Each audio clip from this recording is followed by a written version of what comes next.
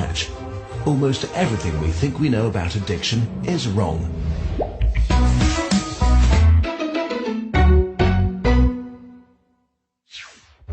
If you, for example, break your hip, you'll be taken to a hospital and you'll be given loads of diamorphine for weeks or even months. Diamorphine is heroin. It's in fact much stronger heroin than any addict can get on the street because it's not contaminated by all the stuff drug dealers dilute it with.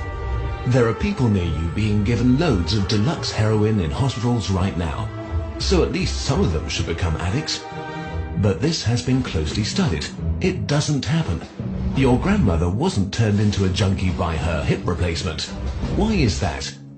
Our current theory of addiction comes in part from a series of experiments that were carried out earlier in the 20th century. The experiment is simple. You take a rat and put it in a cage with 2 water bottles. One is just water, the other is water laced with heroin or cocaine. Almost every time you run this experiment, the rat will become obsessed with the drugged water and keep coming back for more and more until it kills itself. But in the 1970s, Bruce Alexander, a professor of psychology, noticed something odd about this experiment. The rat is put in the cage all alone. It has nothing to do but take the drugs. What would happen, he wondered, if we tried this differently? So he built Rat Park, which is basically heaven for rats. It's a lush cage where the rats would have coloured balls, tunnels to scamper down, plenty of friends to play with, and they could have loads of sex. Everything a rat about town could want. And they would have the drugged water and the normal water bottles. But here's the fascinating thing. In Rat Park, rats hardly ever use the drugged water. None of them ever use it compulsively. None of them ever overdose. But maybe this is a quirk of rats, right? Well, helpfully, there was a human experiment along the same lines, the Vietnam War. 20% of American troops in Vietnam were using a lot of heroin. People back home were really panicked because they thought there would be hundreds of thousands of junkies on the streets of the United States when the war was over. But a study followed the soldiers home and found something striking. They didn't go to rehab. They didn't even go into withdrawal. 95% of them just stopped after they got home. If you believe the old theory of addiction, that makes no sense. But if you believe Professor Alexander's theory, it makes perfect sense. Because if you're put into a horrific jungle in a foreign country where you don't want to be, and you could be forced to kill or die at any moment, doing heroin is a great way to spend your time.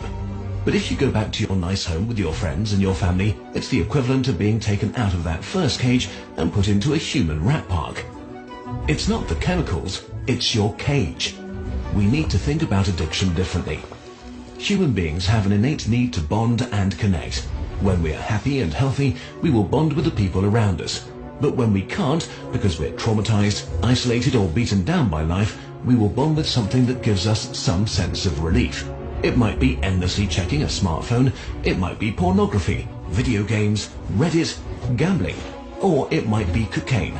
But we will bond with something because that is our human nature.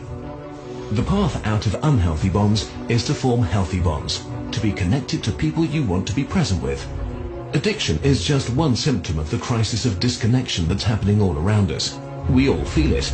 Since the 1950s, the average number of close friends an American has been steadily declining. At the same time, the amount of floor space in their homes has been steadily increasing. To choose floor space over friends, to choose stuff over connection. The war on drugs we've been fighting for almost a century now has made everything worse. Instead of helping people heal and getting their life together, we have cast them out from society. We have made it harder for them to get jobs and become stable.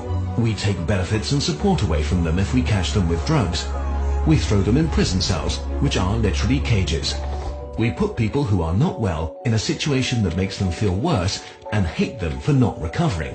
For too long, we've talked only about individual recovery from addiction. But we need now to talk about social recovery, because something has gone wrong with us as a group. We have to build a society that looks a lot more like Rat Park and a lot less like those isolated